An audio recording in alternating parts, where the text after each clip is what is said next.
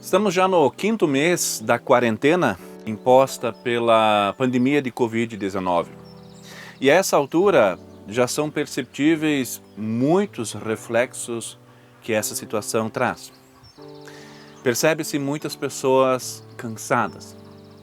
É um cansaço físico, mas principalmente emocional e psicológico. Junto com o cansaço também podemos ver muito medo. As pessoas estão temerosas diante das incertezas que se apresentam nesse cenário inédito em nossa história. São tempos de muitas incertezas. Planejar alguma coisa é difícil agora. Até mesmo as coisas que pareciam ser sólidas mudam de tempos em tempos. Penso, por exemplo, nas leis que mudam e precisam mudar por conta dos decretos que sempre de novo são assinados e são adequados para a realidade. São tempos por demais difíceis, incertos e exaustivos, emocionalmente, psicologicamente, e também podemos ir para tantas outras áreas e esferas da vida. Limitações que nos são impostas, distância social, tudo isso traz para nós uma carga psicológica e emocional bastante grande. Sendo bem sincero, nós estamos carentes. Carentes de afetividade. Carentes de talvez poder apertar a mão com gosto, de abraçar. Carentes de estar próximo, de rir, de se divertir, de brincar, sem peso na consciência, sem o medo de fazer alguma coisa errada, de poder fazer isso de forma livre e espontânea. Como brasileiros, somos conhecidos como um povo afetuoso, um povo que gosta do contato físico e social. E agora a gente tem que se blindar de alguma forma. Da mesma maneira, também já podemos perceber consequências econômicas e sociais que essa pandemia nos traz.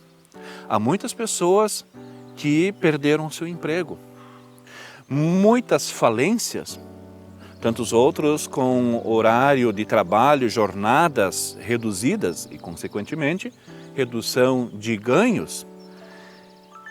Em meio a tudo isso, no entanto, a vida segue. A vida segue o seu curso. A nossa vida ela não está pausada agora nesse tempo de quarentena, por mais que muitas coisas tiveram que ser adequadas e modificadas. Mas a nossa vida prossegue. Prossegue também com os seus problemas e os seus dilemas antigos. Aquelas situações corriqueiras, aquele estresse do dia a dia, também ainda são percebidos e temos que lidar com mais isso ainda hoje. Diante disso tudo, talvez nós tenhamos perguntas, tenhamos questionamento. O que nós podemos esperar de tudo isso? Quando tudo isso vai acabar? Perguntas que a gente se faz, mesmo sabendo que ninguém tem a resposta para nos dar. Mas também nos devemos perguntar quais são as nossas expectativas em relação à nossa vida, ao nosso futuro. E mais, eu daria o conselho para a gente se fazer mais uma pergunta. Que combustível nós temos usado para seguir em frente neste tempo tão incerto?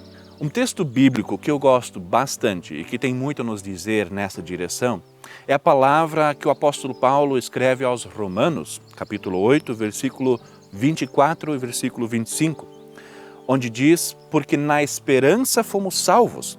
Ora, esperança que se vê não é esperança, pois se alguém vê, como o espera? Mas se esperamos o que não vemos, com paciência o aguardamos. Eu gosto desses versículos, eu gosto dessa palavra bíblica. Primeiro, porque ela nos aponta qual é esse combustível do qual a gente precisa nos tempos incertos, quando a gente não consegue ver, não consegue vislumbrar o futuro. Esse combustível se chama esperança. É a esperança que nos move em direção ao próximo passo, mesmo e principalmente quando nós não conseguimos compreender, quando não conseguimos nem sequer imaginar o que vem pela frente. Essa esperança cristã, que é o nosso combustível para seguir adiante, ela se fundamenta mais do que em meras expectativas ou numa simples torcida para que algo aconteça, para que tudo dê certo. Essa esperança cristã, ela baseia-se na certeza. Na esperança fomos salvos, nos diz o apóstolo Paulo. Sim, é uma garantia, não é uma possibilidade, não é um talvez, um quem sabe ou tomara que. Sim, nós temos a esperança de que Cristo já nos salvou. E isto nos fortalece para seguir adiante, para crer naquilo que Cristo fez por nós e para trilharmos a nossa vida aqui também, neste mundo. Nós ainda não vemos nada daquilo que esperamos, mas devemos crer nisto. E nesse sentido, em que nós não conseguimos ver, mas precisamos crer, eu quero desafiar você a lançar âncora na palavra de Deus. É lá que você encontra a fonte dessa esperança cristã. Assistir aos noticiários nos desanima. Ver a perspectiva política e econômica do país e do mundo também não nos traz boas perspectivas. Mas a palavra de Deus, em meio a este caos, ela sempre tem algo a nos dizer. Ela sempre tem algo a trazer para nós. Por isso é tão importante nós abastecermos a nossa esperança nesta palavra.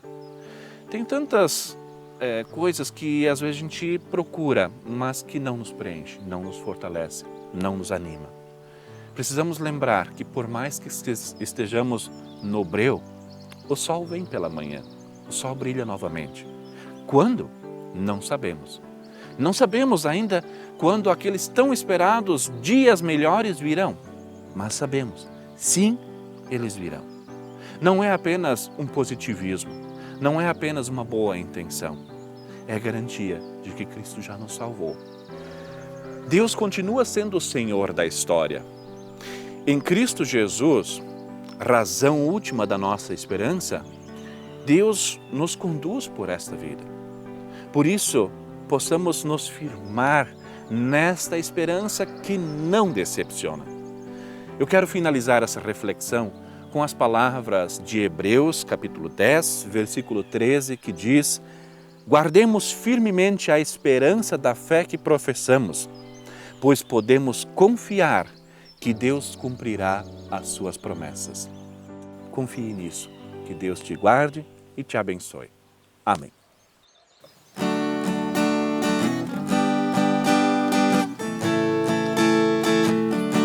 Eu só confio no Senhor, que não vai falhar. Eu só confio no Senhor, sigo a cantar. Se o céu chegar a escurecer e o sol toldar, eu só confio no Senhor, que não vai falhar.